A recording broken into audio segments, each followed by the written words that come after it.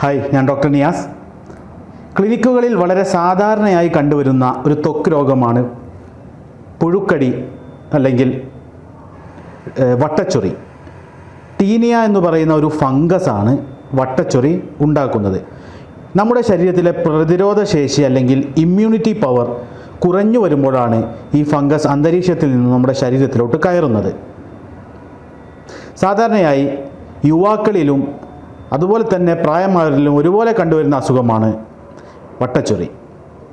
ഇത് പ്രധാനമായും കണ്ടുവരുന്ന ഭാഗങ്ങൾ തുടയിടുക്കുകൾ, കക്ഷത്തിൻ്റെ ഭാഗം, കൈമടക്കുകൾ, സ്ത്രീകളിലാണെങ്കിൽ മാറിടത്തിന് താഴെ, ഈ ഏരിയകളിലേക്കാണ് കൂടുതലായിട്ട് ഈ അസുഖം കണ്ടുവരുന്നത്. ഇത് പ്രധാനമായും ഉണ്ടാവാനുള്ള കാരണം നമ്മുടെ ശരീരത്തിൻ്റെ പ്രതിരോധ ശേഷി കുറയുക എന്നുള്ളതാണ്.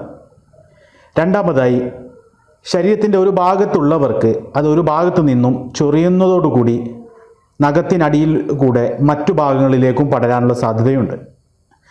അതുപോലെ തന്നെ മൃഗങ്ങളിൽ നിന്നും, പൂച്ചകളിൽ നിന്നും അതുപോലെ പട്ടികളിൽ നിന്നും ഈ അസുഖം മനുഷ്യരിലേക്ക് വരാറുണ്ട്.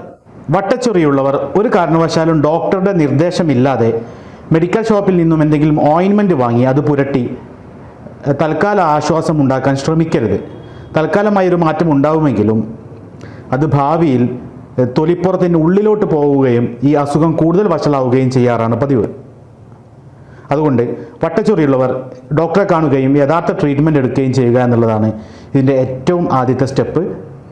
രണ്ടാമതായി, ഒരു കുടുംബത്തിൽ ഒരുപാട് പേർക്ക് വട്ടച്ചൊറി ഉണ്ടെങ്കിൽ എല്ലാവരും ഒരുമിച്ച് ട്രീറ്റ്മെൻറ്റ് എടുക്കുന്നതാണ് നല്ലത്.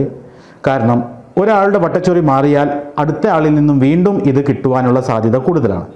രണ്ടാമതായി, അധികമായി വിയർക്കുന്ന ആളുകളിലാണ് ഈ അസുഖം ധാരാളമായി കണ്ടുവരുന്നത്. അതുകൊണ്ട് അധികമായി വിയർക്കുന്നവർ ഒരു ദിവസം 2 നേരം നിർബന്ധമായും സോപ്പ് ഉപയോഗിച്ച് കുളിക്കുവാൻ ശ്രമിക്കുക.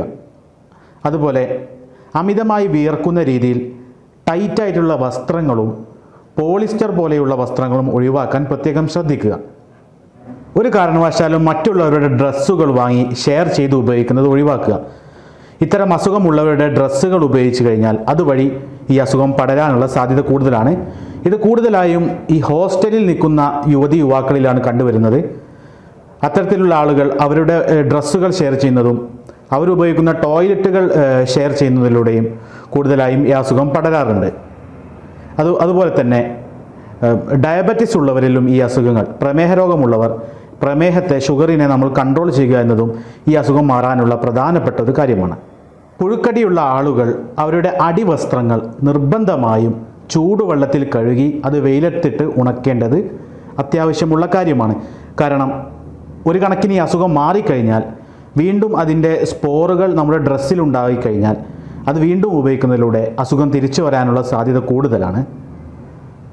അതുപോലെ തന്നെ മധുരം കൂടുതലുള്ള ഭക്ഷണം ഒഴിവാക്കുന്നതും ഈ അസുഖം കുറക്കാൻ ഒരു പരിധിവരെ സഹായിക്കുന്നു. ഈ അസുഖമുള്ളവർ നിർബന്ധമായും അവരുടെ നഖങ്ങൾ വെട്ടിക്കളയുക. കാരണം ചൊറിയുന്നതിലൂടെ ഈ അസുഖം കൂടാനാണ് സാധ്യത. ചൊറിയുന്നതിന് പകരം കൂടുതൽ ബുദ്ധിമുട്ടുണ്ടാകുന്ന സമയത്ത് നമ്മൾ കൈകൊണ്ടിങ്ങനെ റബ്ബ് ചെയ്യുന്നതാണ് കൂടുതൽ ഈ അസുഖത്തിന് നല്ലത്. ഇനി പുഴുക്കടിക്കുള്ള ചില ഒറ്റമൂലികൾ ഞാൻ നിങ്ങൾക്ക് വിശദീകരിച്ചു തരാം. അതിൽ ആദ്യത്തേത് സിമ്പിളായിട്ട് വെളിച്ചെണ്ണ തേക്കുക. വെളിച്ചെണ്ണ തേക്കുന്നത് ഒരു പരിധിവരെ വട്ടച്ചൊറി കുറക്കാൻ സഹായിക്കും. രണ്ടാമതായി, ഈ വെളിച്ചെണ്ണയിൽ ഒരു സ്പൂണ് വെളിച്ചെണ്ണയിൽ ഒരു നുള്ള് മഞ്ഞൾ, പൊടിപ്പിച്ച മഞ്ഞൾ ഇട്ടിട്ട് അത് ശരീരത്തിൽ പുരട്ടുന്നതും വട്ടച്ചൊറി മാറാൻ ഒരു പരിധിവരെ സഹായകരമാണ്. മൂന്നാമതായി, ആപ്പിൾ സിഡർ വിനെഗർ വട്ടച്ചൊറിയുള്ള ഭാഗത്ത് പുരട്ടുന്നത് അതിൻ്റെ ബുദ്ധിമുട്ടുകൾ കുറക്കാൻ സഹായിക്കുന്നുണ്ട്.